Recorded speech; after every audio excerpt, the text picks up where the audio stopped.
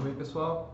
Dando início então ao nosso terceiro vídeo sobre dosimetria penal, nós vamos falar dessa vez sobre a segunda fase de aplicação da pena, que é a chamada pena provisória, em que são analisadas as circunstâncias agravantes e atenuantes previstas no Código Penal ou na legislação esparsa.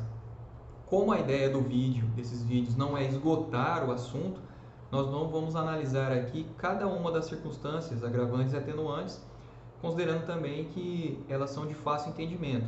Basta uma leitura na lei seca, no Código Penal, por exemplo, e num manual doutrinário, que os senhores vão conseguir entender bem cada uma das circunstâncias agravantes e atenuantes.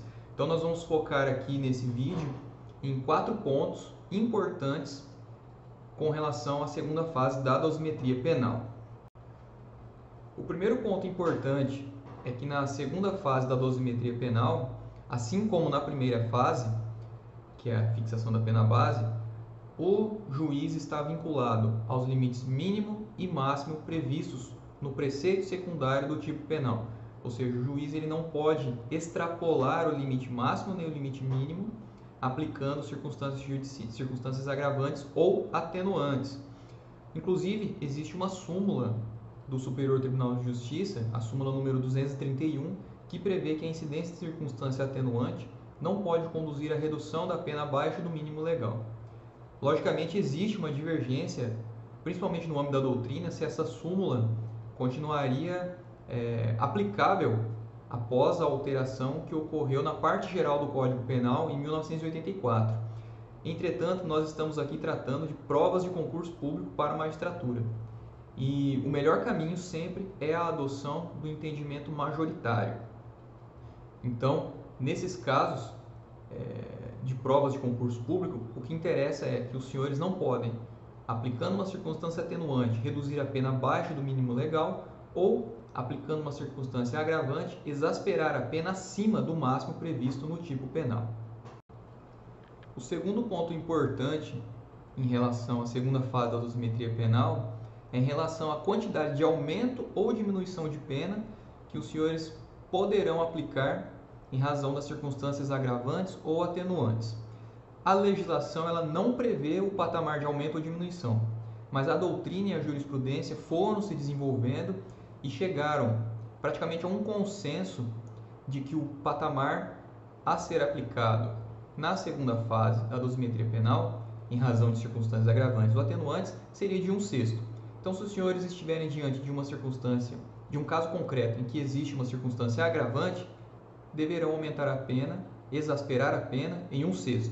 Se for uma circunstância atenuante, diminuir a pena em 1/6. Esse é o patamar mais seguro e mais aceito no âmbito da doutrina e da jurisprudência e que, em regra, deve ser o aplicado nas provas de concursos públicos. A terceira questão importante também em relação à segunda fase da dosimetria penal é aquela relacionada às circunstâncias agravantes e atenuantes preponderantes. O artigo 67 do Código Penal prevê que no concurso de agravantes e atenuantes a pena deve aproximar-se do limite indicado pelas circunstâncias preponderantes, entendendo-se como tais as que resultam dos motivos determinantes do crime, da personalidade do agente e da reincidência. O que isso quer dizer? Que se houver, num caso concreto, uma concorrência de causas agravantes e atenuantes, existem aquelas que são preponderantes, em que a pena deverá se aproximar mais delas. Por exemplo, a reincidência é, conforme previsto no artigo 67 do Código Penal, uma circunstância preponderante.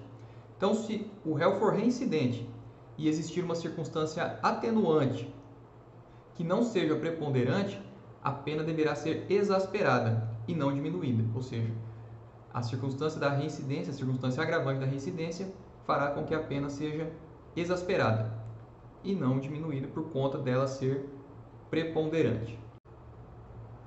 O quarto ponto importante no âmbito da segunda fase da dosimetria penal é aquele relacionado à possibilidade de compensação entre circunstâncias agravantes e atenuantes. O que isso quer dizer?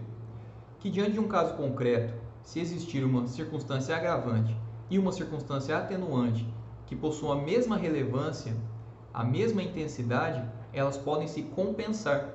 Ou seja, uma vai anular o efeito da outra, não existindo, assim, no caso, a possibilidade de exasperação ou diminuição da pena. Um exemplo de compensação entre circunstâncias agravantes e atenuantes que existe no âmbito da jurisprudência é aquela que ocorre entre a agravante da reincidência e a atenuante da confissão. Então, a jurisprudência pacificou esse entendimento de que ambas, ou seja, as duas circunstâncias, a agravante da reincidência e a atenuante da confissão, são circunstâncias preponderantes. A reincidência porque está prevista expressamente no artigo 67 do Código Penal, e a confissão porque ela demonstra um traço da personalidade do réu, ou seja, também está lá no artigo 67 do Código Penal e permite, portanto, a compensação entre as duas, uma anulando o efeito da outra. Por fim, apenas para consignar aqui um entendimento recente, emanado do Superior Tribunal de Justiça, quando o réu possuir multirreincidência, ou seja, quando o réu for multirreincidente, possuir várias condenações por fatos criminosos anteriores com trânsito em julgado, essa agravante da reincidência não poderá ser compensada de forma integral com a circunstância atenuante da confissão espontânea. Ou seja, nesses casos de multirreincidência, a compensação entre essas duas circunstâncias preponderantes deverá ser parcial. É o que entendeu o Superior Tribunal de Justiça recentemente. Então, senhores, é isso. Muito obrigado por estarem acompanhando essa nossa série de vídeos sobre dosimetria penal. E na próxima nós vamos falar sobre a terceira fase de aplicação da pena. Boa semana a todos, bons estudos, até mais!